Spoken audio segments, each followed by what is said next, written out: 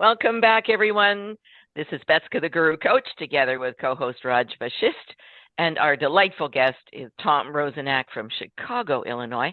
And Tom has some amazing thoughts. He is the leader at Diamond Mind Enterprises, and that's what we're talking about, is mining the diamonds within. So, Tom, what I've been hearing in part one is you are passionate about self-leadership. So tell us what you mean by all leadership is self-leadership. Let's dive into that. Be delighted to. So, and I'd like to build a little bit on something one of your previous guests, Amanda, said, where she talked about being CEO of your life. Yeah. And when you think of CEO, well, what is her responsibility? If you think of CEO of a business, well, a business, the word corporation means body.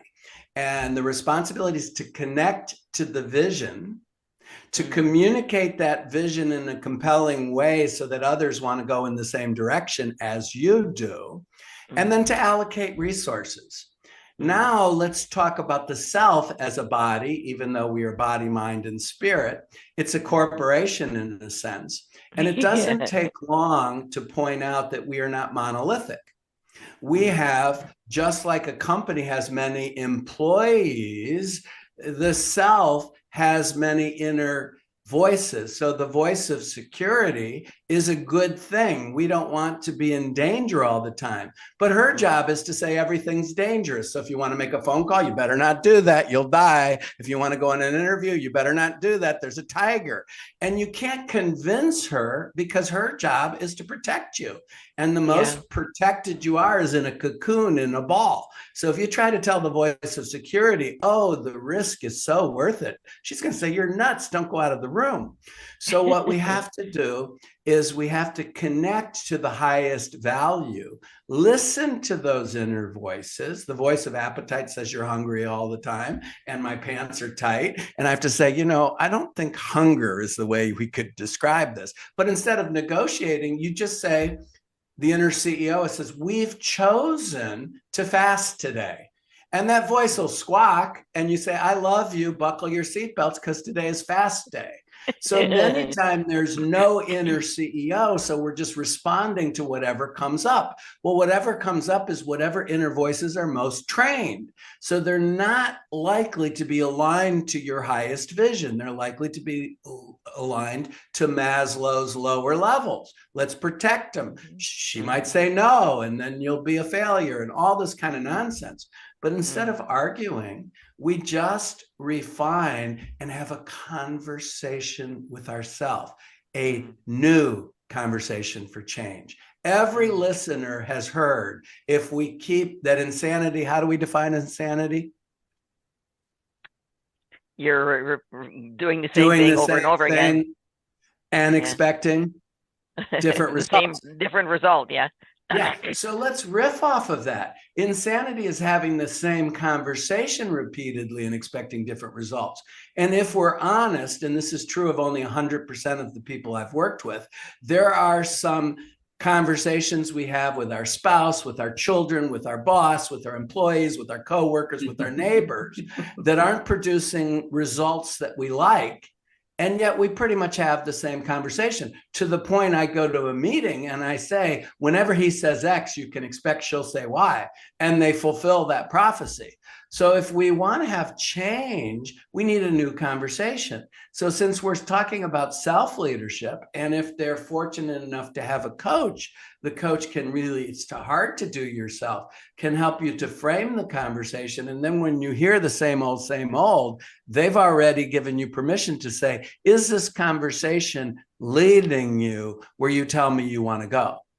And then if it isn't, no shame, no guilt, no blame, just say, I wonder how we could get a new conversation. And so we ask resourceful questions. And resourceful questions are questions that draw greater. Remember, the last thing a CEO does is allocate resources. Well, if this conversation is just wasting resources and is like a gerbil wheel, we want to have a new conversation that brings new resources from within. And so all leadership is self-leadership, just means that it's really hard to convince somebody else to go in a direction that it's in their interest if we aren't really resonating a belief so much that we're willing to go first. The word lead just means go before. So we go before the people we're leading, sometimes just in vision, but most often by example. It's like if the parents are saying, don't smoke and don't drink to the teenager, and they're going, they're going to, what you do speaks so loudly, I can't hear what you say. So we have to model it. And the best way to model it is usually in a room where there's no audience at all. And just ask, where's this conversation bringing us being the whole body, mind, and spirit. Tom, give us an example, like a story of one of your clients where, they were down and out and you helped them to really resonate with self-leadership and get them on track. Yeah. So just recently there was a person in job transition, very successful person in financial services, and noticing that the voice inside just said, we just got to get a new job. Very uncomfortable because so much of and was a single mother of a fairly grown, but not a grown up, still at home. I forget what it was, high school or junior high. Now definitely high school. But my point is, there were a lot of scripts playing. And then there was an inner voice that said, this is an opportunity to really think about how to refine my search. And she is now living in Switzerland, found a new job, and is doing very well. But the point is, I didn't do anything except provide a place that she could hear these voices and really make choice more real. And she was okay financially. So it wasn't like if she didn't have a job tomorrow, that might change if there's some existential reason. So we don't ignore the other voices, we listen to them. But in this case, there wasn't that kind of urgency. It's just that it was hard for her to say, I'm in transition. Some people love to say that, other people. And there's a voice of the warrior woman, which I honor that voice because succeeding in a man's world required that warrior woman in order for her to be as successful as she was. It's just that it was time to tune that down, not kick it off the rocket ship. That's a powerful, the warrior woman is a strength, but the warrior woman is going to push you right into the next job, like it or not. So I like to say this all the time, is that momentum helps choice to become more real, because choice isn't real until you've really examined all of the different competing currents and connected to the inner CEO who gets to make the decision.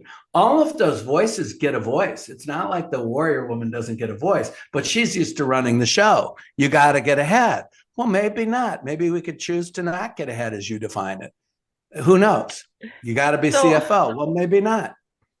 So what do you think blocks people from self-leadership? Raj and I have talked about this a lot. I'm curious about your insights around that. So, well, I think it comes down to permission. Okay. So what? So first it comes down to really seeing the possibility, but you asked me what holds us back. We don't feel we have permission to do things differently. So I don't know Raj's history, but he shows up red and he's just delighted to be red and he's fine. You pointed it out. He said, thank you for pointing it out. I chose red today. But not everybody's at that place, right? And then so somebody might be inspired to choose red and say, well, what will the neighbors think? So permission is an internal thing. It's like, I always thought you needed your mother to sign a permission slip. So what holds us back, I think, is giving yourself permission to explore in a new way. And then you become more resourceful and you may end up choosing what you would have chosen anyway, but you feel so much more powerful.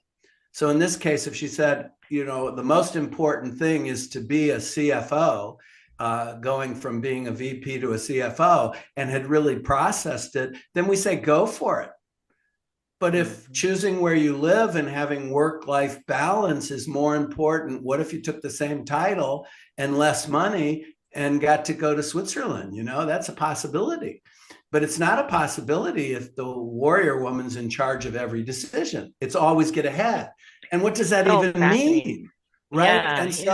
And so really, your successes in life, and when I say your, I mean all of ours. Your success can maximize, can provide blind spots. That doesn't mean they're wrong or they become weaknesses. Your success maximized creates blind spots. And all we want to do is widen the purview a little bit and make choice real. It may be, we want to be on the success train another 5 years, go for it. And we're willing to give up all those things. But it may be, you look at the scripture, what profit a woman if she gained the whole world and lose her soul? That's too much. You got to pay a price for success. But if the price is your soul, maybe you don't want to consider it. Again, I don't make any of these decisions. I help people to look at it with new lenses and make their own decisions. So what fears do people have around taking self-leadership? I mean, when I look at, there are only a few people in the world who have what they think is the ability to be the CEO of a company or a vice president or director, manager, whatever, and or even to be moderately successful. But I just see so much fear in people. So what are those fears that stop people from taking self-leadership? Well, the way I personalize that question is we call it processing the butt box. The butt box, BUT box. And here's how it works. Oh, that one. Okay. Yeah. So there's layers to it. So if I were to say it's fear, and fear of what? And we said fear of success or fear of criticism or fear of failure. All of those are the buckets we're familiar with, and they're not wrong. But then when you've identified it, it doesn't leave you resourceful. So I do the butt box exercises. I would, but I'm not smart enough. I would, but I'm not good enough. I would, but my father wouldn't approve. I would, but my spouse wouldn't approve. And by the way, there are many women that don't get ahead because they think it will make the male insecure, their success. But we got to identify your butt. Then we got to go deeper. Remember what I said in this first session. Processing is different than arguing. Processing is holding what you want conscious, active, and present when what you don't want surfaces. And it will surface right away whenever you choose a new. So we let the butt speak. And the butts almost always have a deeper thing. And we might come back to your original question is fear of success, fear of failure, fear of what will the neighbors think. But now we've come from it in a more personal way than just identifying buckets. So how do you help people get rid of those fears? I help them to ask resourceful questions. Only have one tool. I have one process and one tool. And the tool is asking questions that go deeper to the degree they're comfortable with it. Some people they only want a little bit, and they go, I've got what I need. Yeah, it's true. Yeah. And so that's why I love the Jumpstart Momentum process, because it's short in duration and it gives them a feel of how they like working with me. And it won't produce the result, but it'll produce what it would feel like to approach world this way. And some of them take the Jumpstart and we don't work together again, and that's just fine. And some say, boy, I want to go deeper. And those are the people I want to work with, just because now they've given me permission to ask questions that mine more deeply. So I love as I said, I love the name of your company, Diamond Mind Enterprises. So what diamonds do we have inside of us that we have in mind, do you think? Well, I'm looking at my tile, not your tile. and there's acres of them within. Mm. But with any desire you have, there's usually some primary unmined diamonds. That's why I never use the word potential, because it's irrelevant what your potential is. And Tony Robbins made a fortune, so I'm not criticizing him. You have unlimited potential. But I go to the grocery store and they say that'll be $49.95. And I say, I have unlimited potential. I did the firework walk, and Tony Robbins told me it was true. And they say that'll be $49.15 or whatever it was. Yeah. In other words, your potential doesn't matter. That's why when people say we use 10% of our brain, first of all, if you're going to use a percentage, you have to know what the total capacity is to have a percentage. So nobody knows what percentage we need. So potential is always out there somewhere. And you may have it. And for years, I felt good knowing, I could become whatever I set my mind to. And that, and $49.50, I've changed the number every time, who knows what it is, will get me whatever the groceries are. So to your question more directly, is there's usually a primary resource being underutilized. And that's where we start with the mining. Okay. You might have acres of unmined diamonds. So let's just say, in my case, I'll give my example from my life. I had a job opportunity way back in the 1980s that required group presentations.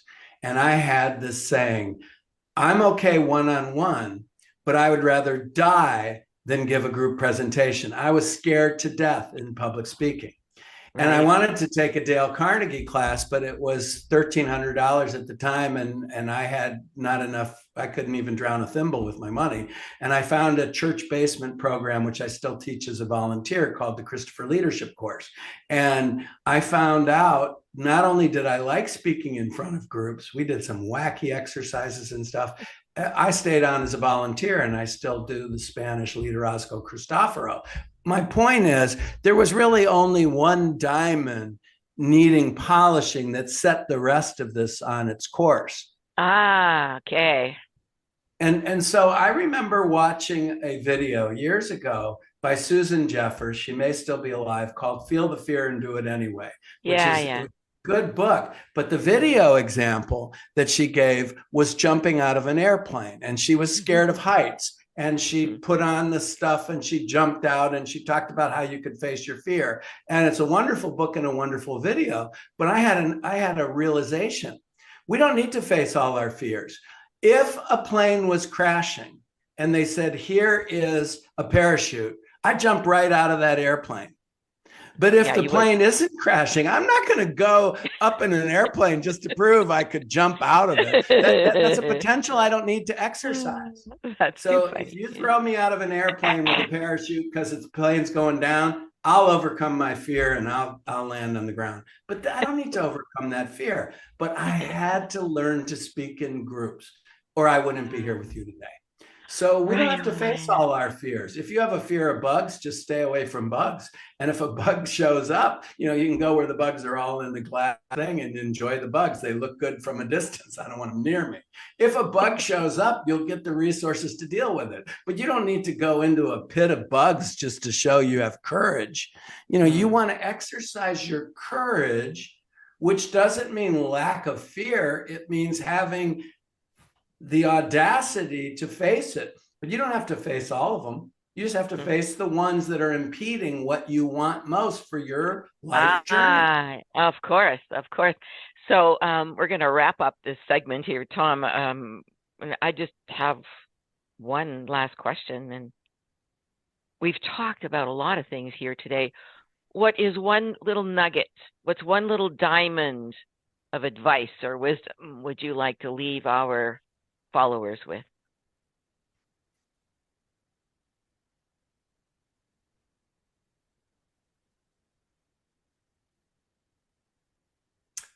Leadership is a practice. Okay. And even if you're not an aspiring leader, I'm not going to get into the whole shtick about everyone's a leader. I believe it, but it's not important here. What is important is that whatever ideal you have, you will fall short of it or it wouldn't be inspiring. And practice is the key. I never played guitar. My parents gave me a guitar and I put the Beatle record on, and what I was doing didn't sound like the Beatles. And I wasn't aware, because I was bad in school, that it's not supposed to start there. And so I think I traded the guitar for a pack of baseball cards or something. It's because I didn't understand that development is a practice. I can go on Harvard Business Review today and I can have all of the best wisdom on leadership.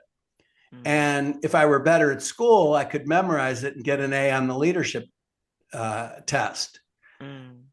But if I want to get good at any one of the things that she put in that PhD dissertation, which is valuable, I need to start right where I am, hold that ideal in my head, and chip away at it. And it isn't going to be clean.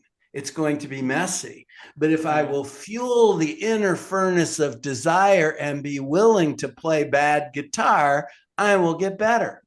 But I was missing that. And I didn't know learning was fun until I was 28 years old. That's my confession. I thought learning was something they did to you, like education. Well, Tom, I tell you, you have been a delight. Thank you for being our guest today on Mindful Leadership Beyond Borders. And let's talk again. I mean, we barely covered the surface of what you offer. Thank you so much for having me. It just brings me joy. And I've enjoyed watching these episodes as I prepared for today. And to see that what you are doing, bringing different voices in and leading them in the conversation, is so valuable. And thank you for creating this value and inviting me to play in the value pool with you. It's our pleasure. So your website again is? digdiamondmine.com. And if anybody would like to, if you go to digdiamondmine.com, the Acres of Diamond story is on the video on the homepage. Great. And awesome. It's my version of his great timeless story. And so for an investment of 4 minutes and 30 seconds, you can understand where everything we do comes from. And then if it's for you, you can dig deeper. If not, you can say, I heard a story and it's 4 minutes and I loved it. I love it. Yeah, thank you. And of course, Tom is also a podcast host. So go to his website, check him out. And that's leadershipbeyond.com with my co-host, Adrian. leadershipbeyond.com to subscribe to our podcast. That's excellent. Thanthank you, Tom. Thank God you bless both. you on your journey, and let's do this again. Okay. Thank you so much.